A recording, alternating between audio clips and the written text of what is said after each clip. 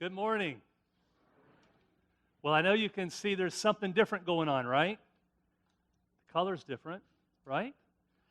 This is my favorite color, by the way, and it has nothing to do with the church. I just like it. It's a pretty color. I'm just kidding. There was some years ago, the church gave us a choice for Advent. We could either stay with the purple, which is the traditional color, which really points to more of a penitential season, a heavier and more solemn season of penitence. Or we could consider the blue, which is more of a season of expectation and anticipation, and for me, wonder, as we look forward to this one who's coming anew into the world. And so at Christ Church some years ago, we made the shift from purple to blue, and I just love this season. I love the blue. I love what it means. I love what it stands for. And I hope that you will too during this season of Advent. I pray that all of us are able to get in touch with this wonder-filled season of great anticipation as we look forward to the coming of our Lord, as He promises to come to each one of us in some new and exciting way this year. And so the question is, as you look at this reading from Romans, I considered the gospel for today, but I had just preached 2 weeks ago on apocalyptic literature, and so today I was really drawn more to Paul's letter to the Romans. And this is that letter where Paul really brings together all of his theology. His letter to the Romans is where he sort of pulls it all together, and it's a wonderful theological reflection. This morning, as part of that letter, as he moves to the end of the letter, he basically says to us, do you know what time it is? It's time to wake up. That's what he says. That's what he says to the Romans, to the church in Rome, and to all who would have ears to hear.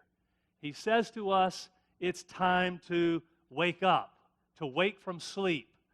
And this is, I think the reason that this letter grabbed hold of me today is because this is such a significant Advent theme.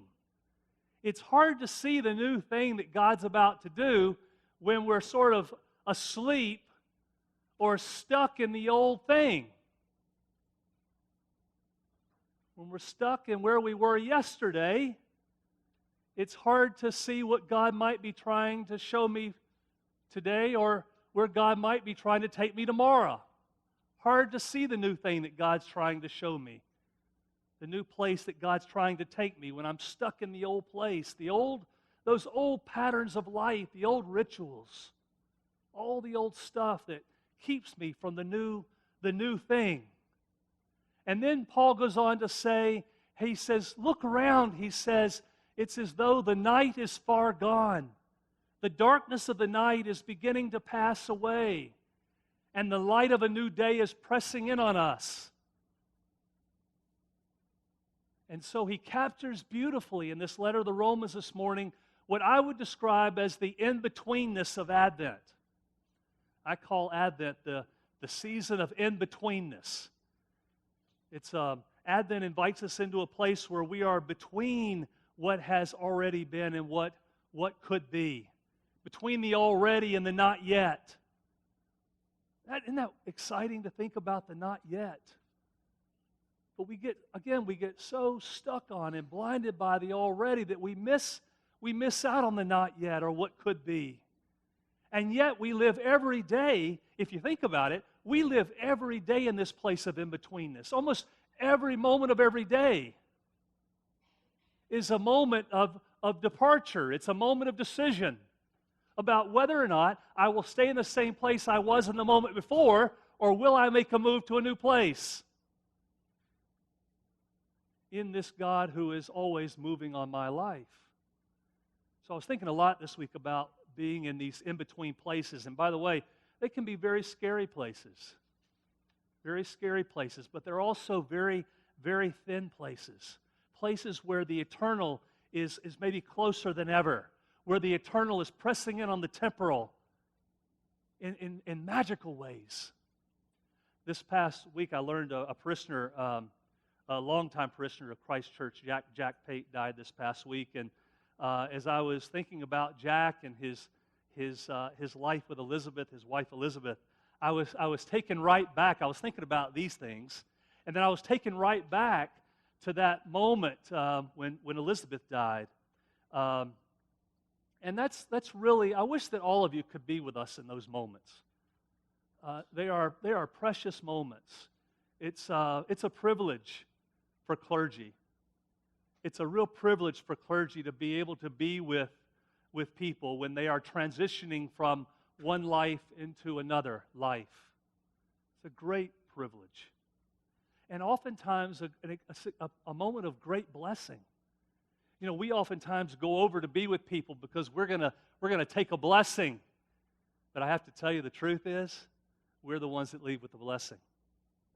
And I remember when Elizabeth was dying, and I was visiting with her in hospice care, and this was just a couple of hours before she moved on from this world into the next. And we had been together for a little while, and I don't know, I remember I was standing across the room. I think I was looking at some pictures there in her room, of family pictures, when she says, all of a sudden she says, "Can you see it?" And I walked over to the bed and I said, "Elizabeth, what did you say?" She says, "Can you see it?" Just like that. And I said, you know, you're in that moment, you're like, well, she's seeing something. And I said, "I see it. Elizabeth, I see it." And she says, "Isn't it beautiful?" I said, "Elizabeth, it is beautiful. Truly beautiful." And of course, she died a little while later. That moment has always stayed with me, and there's been many moments like that in my ministry where I've, again, been there in that moment of departure where people it was almost like you have one foot in this world, sort of spiritually speaking. You have one foot in this world and one foot in the next, and you're in that place of in-betweenness, and it's an extraordinary place. Extraordinary place where you're not quite able to let go of yesterday, but you see tomorrow and you wonder about where it's taking you, and you're in that place of transition. And that's what Advent is. Advent is this wonderful gift every year for you and to me. It's an invitation to wonder about where God might be trying to take us, and to wonder about how God might be coming to me in my life, and what God might be trying to show me in my life. In this in-between, in this place of in-betweenness, I don't have to stay in where I was yesterday. This is the gift of Advent. I don't have to stay in where I was this morning. I can choose to move to a new place in my life. I can choose to, with God's help, to change the patterns of my life, my perspective on life. I can reprioritize my life. With God's help, I can redefine my life, my whole being, my existence. This is the gift of Advent. It challenges us to wonder about these things, to not settle for what yesterday held, but to strive for what tomorrow could bring, you see. That's the real gift of it. And so I was continuing to ponder these places of in-betweenness this week, and as I heard Paul say to us that the night is just about gone and the day is pressing in, I remembered I was right back with my grandfather. Both my grandparents that I lived with when I was in high school and college, some of college, my grandparents they came from farming families, and so they were in this cycle of life that they never could get out of. So they were pretty early to bed and early to rise, right? And that was not easy for me to put up with that. I was not at the age where I wanted to be early to bed and early to rise. And so there was a little bit of tension there, but it was good. He would just hit me with his crutch. That's, by the way, when he stopped teaching. My grandfather walked on crutches his whole life. Well, he had polio at the age of 3. And so he walked on crutches his whole life, and he said he got out of teaching after 45 years because they said he couldn't hit the kids with his crutches anymore. And boy, the world did change, didn't it? He says, the day they told me I couldn't hit him in the leg with my crutch, I just said, enough with this. And those were the old days. I remember he used to talk about how precious those hours were before the light pressed in on us. Those hours of in-betweenness, right? That time of, you've had some time to rest. You're undistracted. There's not a whole lot of clutter. It's still quiet. It's almost like when you're in prayer and you close your eyes and you're in that place of darkness.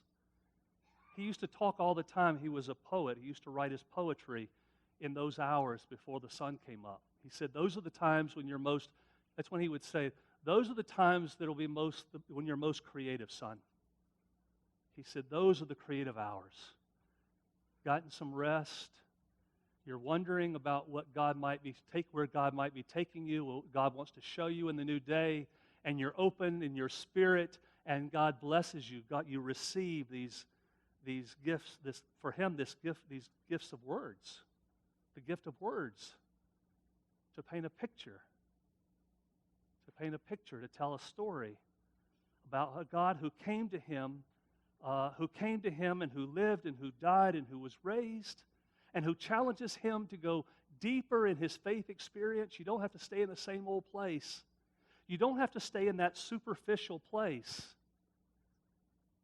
For all of us who are willing to work at it, for all of us who are able to find the courage and the willingness to step out of that aimless procession of conformity, stop and go to that deeper place of connection and communion with God in the still, quiet places and to listen for his voice. That's where we tap into the eternal values. See, so oftentimes we settle for the superficial values, the temporal values. And by the way, you and I both know they don't hold a whole lot of value. They're wasting away. They are very fragile at best in terms of what they offer us. The gift of Advent is this invitation to go to that in this time of in-betweenness where my life could be changed, where I could be made new. The invitation is to go to that deeper place of communion, of connection with God, with the sacred. And let that communion redefine my life and my being to, again, help me to think and to operate not so much in a superficial way that leaves me oftentimes miserable, not satisfied, but to go to a deeper place where I, again, tap into those eternal values, those great truths that help us to get in touch with important things, things that matter, things that are precious, things that really matter and that are precious. That's the gift of this season right now. Christ is coming. Christ longs to come and show us a new way to be alive, a new way to do life. The question is whether or not we are preparing ourselves. Are we ready to receive it? It's time to wake up. It's time to wake up. Can you see it? Rick, can you see it? It's beautiful. It's beautiful.